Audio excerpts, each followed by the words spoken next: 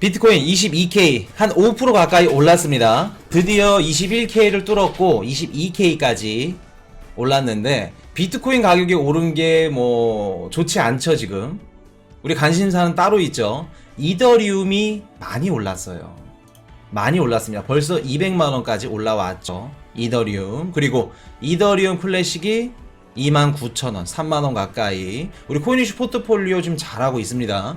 그리고 뭐 리플은 그대로고, 그리고 또 뭐 에이다 조금 이제 많이 올랐고, 그리고 또 뭐 보시면 되는데 우리 트론 혼자 정체되어 있죠. 그리고 우리 이전에 그 코인이슈 포트폴리오였던 비트코인 캐시 회복을 못하고 있습니다.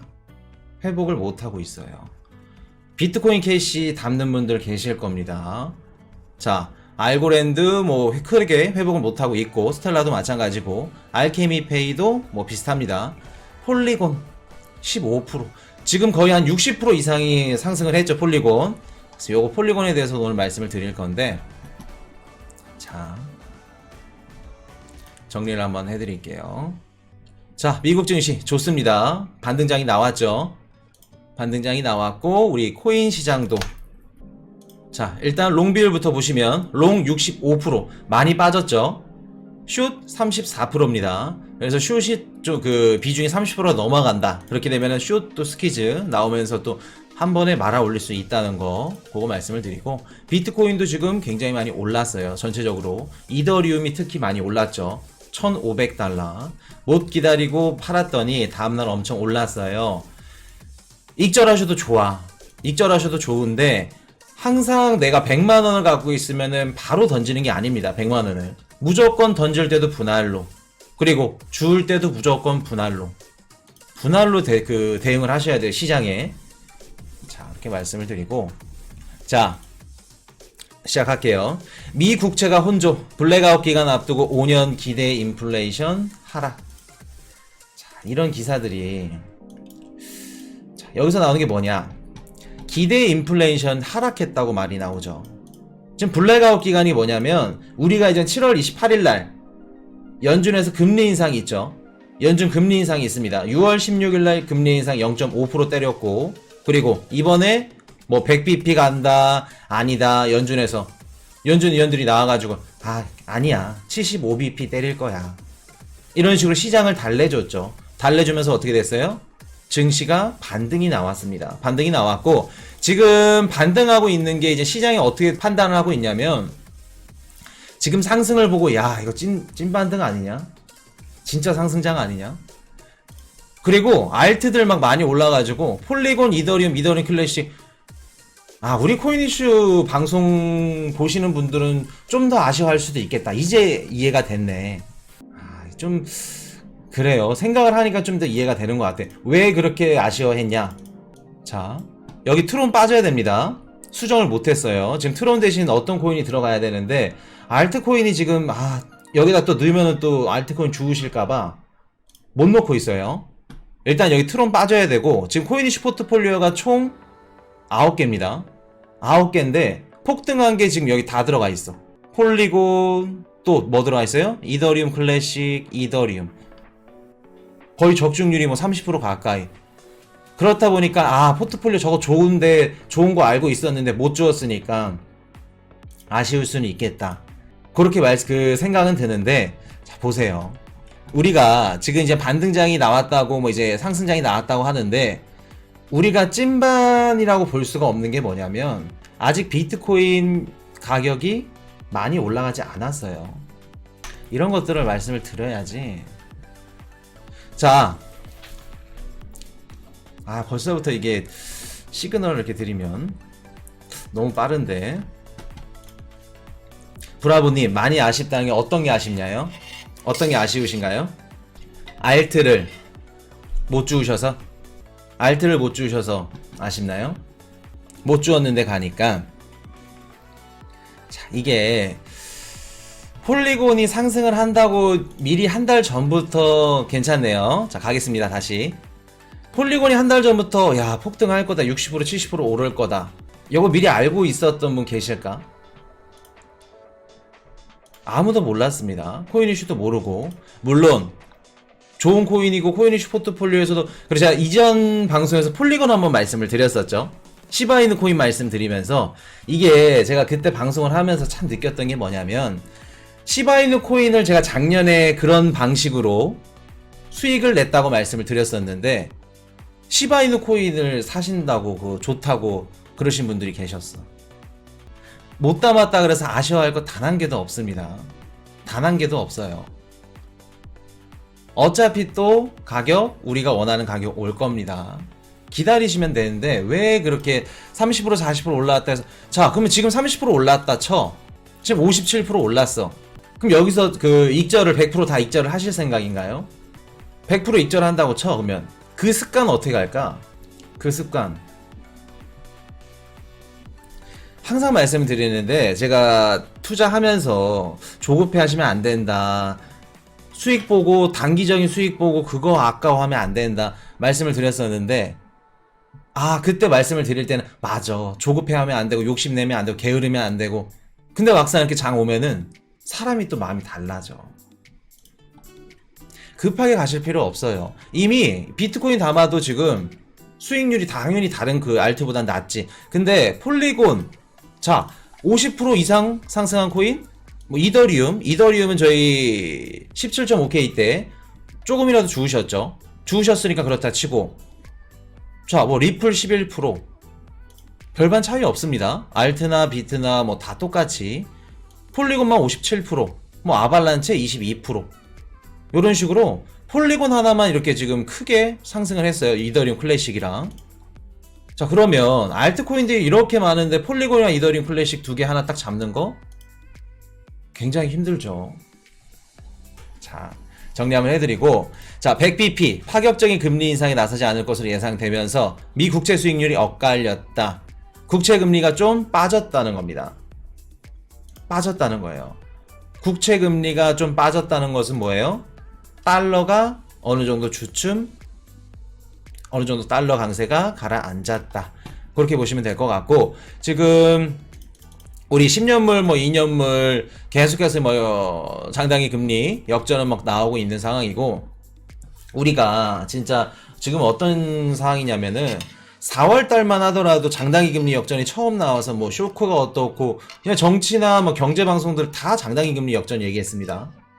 근데 지금은 뭐 며칠 뭐 이렇게 하더라도 계속 이렇게 있더라도 아무렇지도 않아. 원달러 환율 1250원 넘으면 무조건 사야 되는데 코스피 사야 되고 진짜 뭐 1년만 갖고 있어도 무조건 수익 보고 근데 지금 1310원 30원 얼마까지 갔나요? 30원 뭐 40원 거기까지 갔죠. 올라가도 아무렇지도 않아. 그냥 아무렇지도 않아. 지금 이렇게 바뀐 겁니다. 지금 상황이 이렇게 바뀌어 변해가고 있는데 지금 상승이 진짜 찐반이냐 이러는 거죠. 찐반이냐 제가 여쭤보는 거죠. 보시면 보통 우리가 이제 비트코인 시장에 수급이 들어오고 이제 유입이 들어왔다. 좀 어느 정도 자금이 들어왔다. 그러면 비트코인이 먼저 상승률이 높습니다. 큽니다. 비트코인 먼저 가야 돼요. 근데 5% 이더리움 26% 특정 알트만 갔어. 지금 상황이 특정 알트만. 근데 이거 보고 뭐 상승장이 왔고 반등장이 왔고 물론 이따가 말씀을 드릴 거지만 지금 아까 뭐라고 말씀드렸죠? 어떤 시즌이다 지금? 블랙아웃 기간이라고 말씀을 드렸죠. 지금 연준에서는 아무 얘기를 못해. 7월 28일날 금리 인상이 있기 때문에 만약에 지금 여기 뭐 연준 의장이 뭐 CNBC 나가가지고 이럴 것 같다 저럴 것 같다 28일날 굉장히 영향이 크게 받죠. 그렇기 때문에 연준 12개 은행 뭐 이런 위원장들 다 이야기를 할 수가 없습니다. 쉽게 말해서 1주에서 2주 7월 28일까지는 침묵을 가지는 시간이에요. 그러면 시장 투자자들 지금 상황이 어떠냐면 IB들도 그렇고 전세계 뭐 자산시장 투자자들도 그렇고 지금 두 가지 뷰로 나뉩니다. 첫째, 인플레이션율이 피크아웃을 찍고 떨어질 거다. 지금 얼마 전에 CPI가 9.1% 나왔죠. 그리고 또 8월 달에 우리 이제 바이든 형님 얘기 말씀드릴 건데 사우디 가서 유가 증산 얘기도 꺼낼 거고 또 뭐 있죠? 미국 대중관세 내릴 거고 그리고 또 국제유가 한번 떨어졌었죠. 그리고 지금 주택 가격이 가파르게 떨어지고 있습니다. 렌트비도 지금 이제 하향세 꺾이고 있는 추세고. 그렇기 때문에 물가는 8월 달부터 잡히겠다. 코인 이슈도 8월 달부터 꺾이는 그 방향으로 간다고 말씀을 드렸었죠. 코인 이슈도 아는데 뭐 다 알지. 자산시장 투자자들도. 그러면 7월 달 요 6월 CPI 그 9.1% 나온 게 피크아웃을 찍었다. 고점을 찍고 내려갈 거다. 라는 분석가.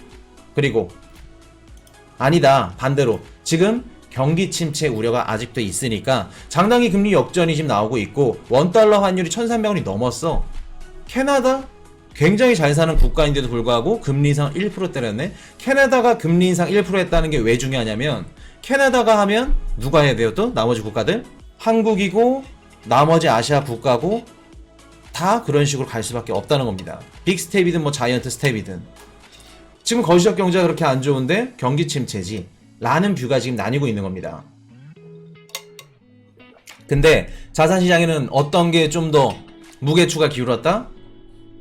인플레이션 피크아웃이 나왔고 맞고 물가는 인플레이션율은 꺾일 거고 그리고 연준에서 발언을 못하니까 블랙아웃이니까 예의 없겠다. 당장 지금 28일 전까지는 괜찮겠다. 특정 알트들 쏜 거고 단기 호재로 당연히 거래량 몰리겠죠. 그리고 비트코인, 이더리움 요런 거 위주로 오른 겁니다. 이해되셨나요? 지금 수요가 들어오고 반등이 나오는 자금들이 정상적인 자금은 아니라는 거예요. 그 뜻은 뭐예요?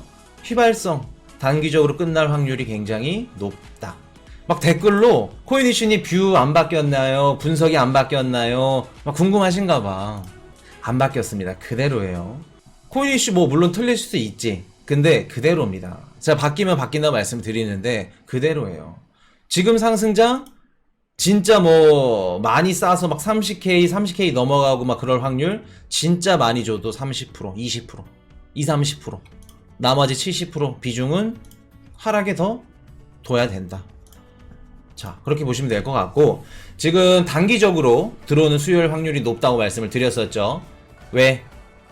블랙아웃 기간 때 상승할 수 있겠다. 그렇게 보시면 될 것 같고 지금 중요한 게 뭐냐면 8월달 제가 저번 시간에 우리 미국 CPI 완벽 분석해드렸죠. 이제 한 달에 한 번씩 있는 미국 CPI 분석은 이렇게 하셔야 됩니다. 지난 영상 꼭 보셔야 돼요.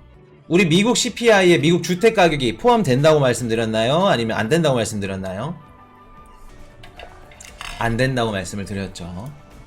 자, 우리 조이보이님, 제가 이러다가 17년도 이더리움 11만원에 사서 30에 팔았던 과거가 있습니다.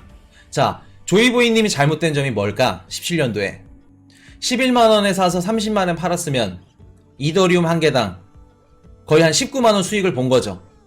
그 눈앞에 보이는 19만원 때문에 지금 어떻게 됐어요? 몇십 배, 몇백 배 놓친 겁니다. 제가 장담하는데 조이보이님이 17년도에 이더리움 11만원 산 거 중간에 좀 저점 잡더라도 지금까지 아마 안 갖고 가셨을 겁니다. 아마 없을 거예요. 저 정도 단가에는. 한번 답변 한번 올려주세요. 조이보이님. 저게 왜 잘못됐냐면 우리가 항상 하는데 투자의 습관이 중요해요. 우리가 지금 폴리곤 요거 보고 야 이거 짧게 먹겠다. 이거 60% 상승했네. 60% 먹으면 얼마야. 1000만원 넣으면 1600인데 그러고 있어. 그럼 단기적으로 수익 내면 지금 당장은 좋겠지. 샀다 팔았다 하는 거를 불장 앞에서도 또 합니다. 또 해요. 조이부인이 마음 아프다고 하죠. 저렇게 되는 겁니다. 없어요. 나는 안 그럴 거야. 난 이번만 팔고 무조건 갖고 갈 거야. 사람 심리가 안 그럽니다. 100%, 200% 수익 보면 한번 해볼까? 좀 덜어내고 또 만약에 한 번만 떨어지면 이거를 제가 왜 이렇게 확신을 드리고 말씀을 드리냐면 똑같아. 저도 그랬어. 조이보이님이 한 것처럼 저도 그랬어. 그랬기 때문에 자 다시 말씀을 드리면 자 뭐 미국 증시 지금 올라가고 그 반등이 나왔죠. 반등이 나왔고 자 일단 정리부터 한번 해드릴게요. 오늘 또 이거 처음부터 이게 두서없이 너무 막 답답한 거야. 막 방송 준비하면서도 상승장이면은 좀 다른 그 채널들이랑 다르죠. 상승장이 막 다 좋아하는데 막 우리 멤버십 회원분들은 막 짜증을 내. 답답하고 기회 놓쳐가지고 막 그렇고 근데 그 마음은 좀 많이 이해가 되는데 참 눈앞에 보이는 게 다가 아니라고 항상 말씀을 드렸는데도 참 마음이 아파요. 뭐 그럴 수밖에 없다는 걸 알면서도. 자, 일단은 지금 7월 15일날 미국 소매 판매 지표가 나왔습니다. 근데 예측치가 0.8%인데 발표가 1% 나왔어요. 그 뜻은 뭐예요? 지금 미국 경기가 소비가 나쁘지 않다. 소매 판매 지표 좋게 나왔습니다. 괜찮게 나왔어요. 그리고 얼마 전에 우리 PCE 지표도 그렇고 이것저것 지표들 나쁘지 않게 나왔습니다. 지금 어떤 분이 뭐 지금 그 장문에 댓글 달아가지고 뭐 지금 금리 인상을 하는 게 뭐 경기 침체가 와서 아직 경기 침체 안 왔어요. 그냥 신문 기사에 경기 침체 하니까 경기 침체 오신 걸로 알고 있는데 경기 침체 아직 안 왔습니다. 다시 한번 말씀을 드리면 앞으로 경기 침체 올 거에 대해서 어떻게 우리가 대비를 하고 이제 그런 것들이 지금 중요한 거지. 경기 침체 아직 안 왔어요. 지금 미국 경기 지표 나쁘지 않습니다. 막 그렇다 해서 막 코로나19 이전으로 뭐 좋다 그 정도까지 말씀 안 드려도 경기 침체 올 정도로 나쁘지는 않다. 그렇게 보셔야 돼요. 자, 그리고 우리 7월 28일날 미국 GDP 발표되죠. 마이너스 발표될 확률이 굉장히 높습니다. 마이너스로 그냥 발표된다 보시면 될 것 같고 1월 21일날 신규 실업수당 청구 건수 22시 30분 예측치 24만 건. 그리고 20일날 그 아마 재무부였나? 제니 옐런인가 하여튼 회의가 있을 겁니다.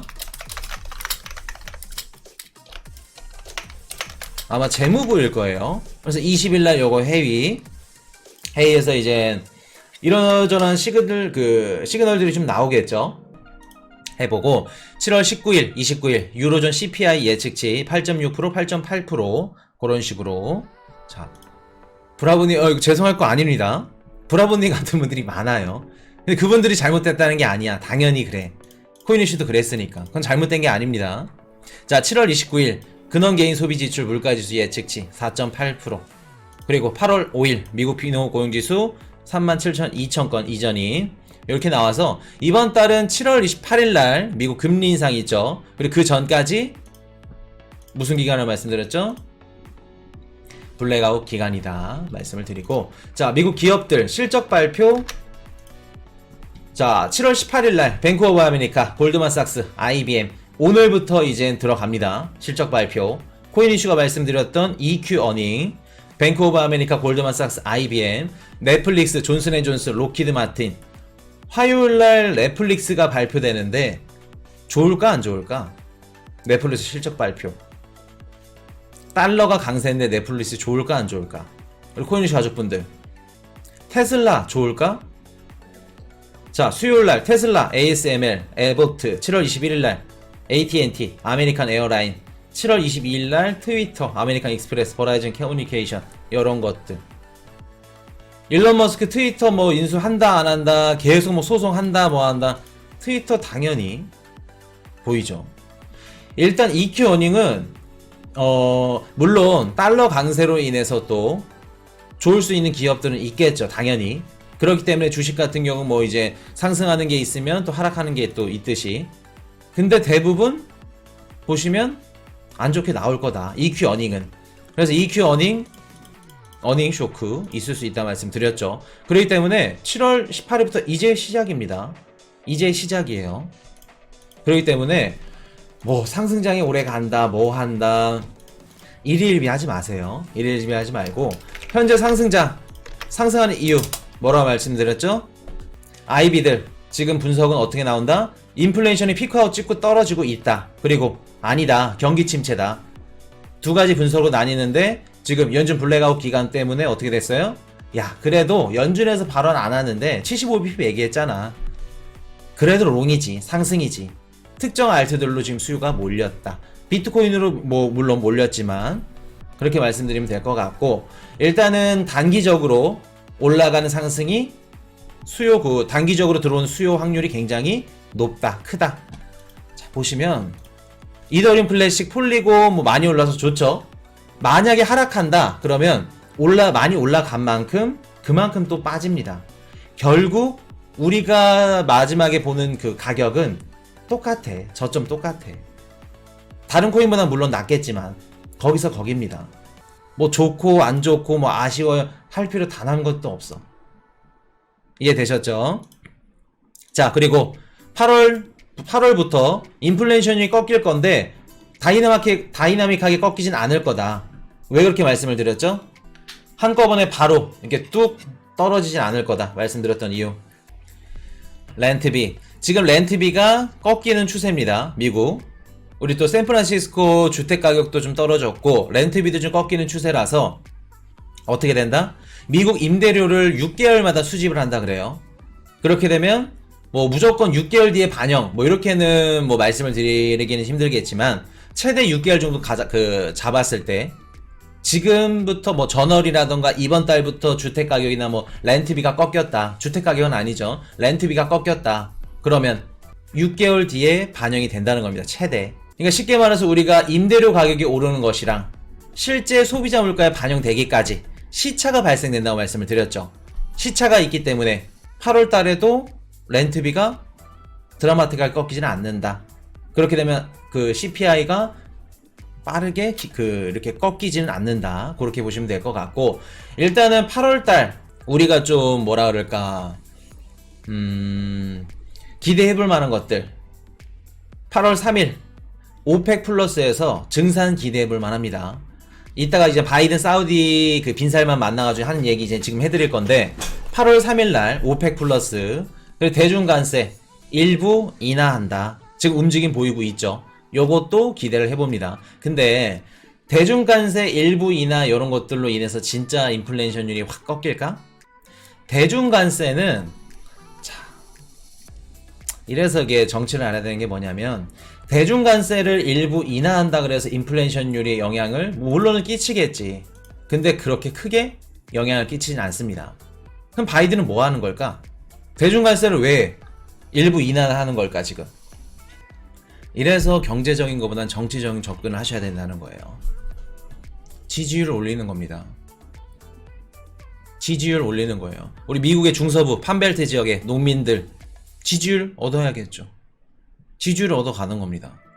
그렇게 위해서는 대중관세 싹 내려주고 농부들 너무 좋아. 트럼프가 우리 판벨트 지역을 놓쳤던 거 작년 대선에서 중국이랑 관세 때문에 놓쳤죠. 바이든은 가져가겠다는 겁니다. 그런 식으로 접근을 하셔야 돼요. 자, 그리고 미시간대 12개월 기대 인플레이션율이 5.2%가 발표됐다고 합니다. 자, 이게 지난 영상을 꼭 보셔야 되는 게, 자, 7월 미시간대 소비자 태도 지수 예비치는 51.1, 전월보다 소폭 개선됐다. 라고 하면서 12개월 기대 인플레이션율은 5.2%로 집계가 됐는데, 전월의 확정치가 5.3%, 한 0.1포인트가 기대 인플레이션율이 빠졌죠. 자, 그러면 기대 인플레이션율이 뭐냐? 코인 이슈가 금리 인상 100bp든 75bp든 50bp든 숫자에 연연하지 마라. 지금 금리 인상, 진짜 금리 인상 숫자나 금리 인상보다는 어디에 초점을 맞춰야 된다고 말씀을 드렸죠? 여기에 초점을 맞춰야 된다. 금리 인상에 맞추지 마라. 어디에 초점을 맞춰야 돼요? 경기 침체. 경기 침체에 맞춰야 된다고 말씀드렸죠. 왜? 연준에서 하는 거는 100bp가 중요한 게 아닙니다. 75bp도 중요하지 않아요. 100bp 한다. 초 울트라 스텝 한다. 이런 이야기들로 인해서 경기 침체가 오겠네. 미국인들 70%가 지금 경기 침체 온다고 생각을 하고 있습니다. 그런 식으로 심어놓고 어떻게 해요? 소비가 줄어들겠죠. 소비가 줄어들면 자연스럽게 인플레이션 물가는 떨어집니다. 그거를 노리는 거예요. 그 뜻은 뭐예요? 앞으로 인플레이션율이 빠질 거야. 왜? 지갑을 닫을 거야. 기대 인플레이션율을 낮추는 겁니다. 우리가 명목금리에서 기대 인플레이션율을 빼면 실질금리가 나오죠. 거기에 있는 기대 인플레이션율을 낮추는 거예요. 5.2% 이런 식으로. 일본 국민들이 소비성도 좋은 것, 국민성이 저축이라든가 이런 것도 좋지만 또 어떤 게 있어요? 인플레이션이 높다, 힘들다 이런 것들이 인식이 박혀 있어. 그런 것들이 다 작용을 하는 겁니다. 실질금리도 뭐 다 마찬가지고. 그렇기 때문에 기대 인플레이션율이 굉장히 중요하다. 요거